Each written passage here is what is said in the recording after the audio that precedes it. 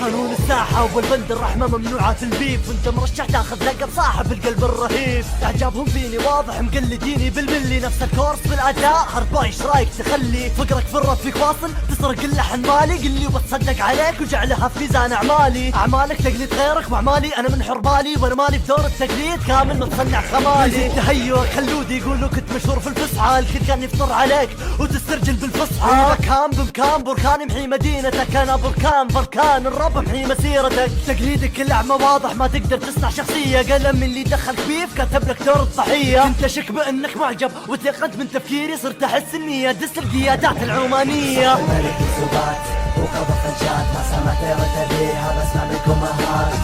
بسمع سخافات اسمع هتافات، تقرب ناري تحرقك تحولك فتاة. صح الملك الزبات وقضى فنجات، ما سمعت رد بيها بسمع منكم مهات.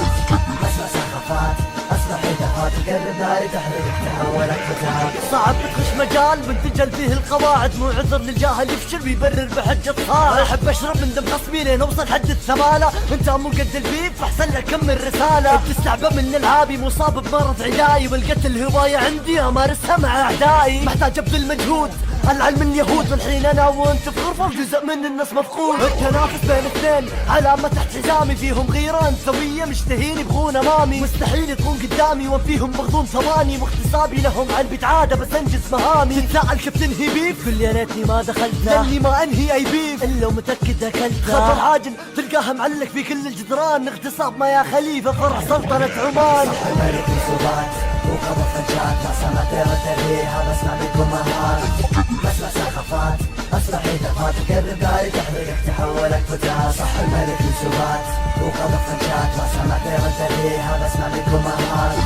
بسمع سخافات اسمع هتافات، تقرب ناري تحرقك تحولك فتاة. جهز عتاد وتفضيلات بالحرب تدق لنا التحية، ماكينة اسس منشاط ضد الشفايف الوردية. سهرتكم ليالي هذا وانا نازل بالحالي، ونصيحة في الوقت الحالي احذر من الارسوية. وشهرتك 16 بار تنهال لما تيجي في دربي، سمعت انك لاعب كورة بس في البيت تلعب بالزبي. زعلان من كلمة ناعم لانك ناعم يا ناعم، ارباي وذكي هاشتاج كلام نواعم. والمنسى فديته عقده بنش السحبة من نار، برر موقفه فرسين عجبرته يخلق اعذار.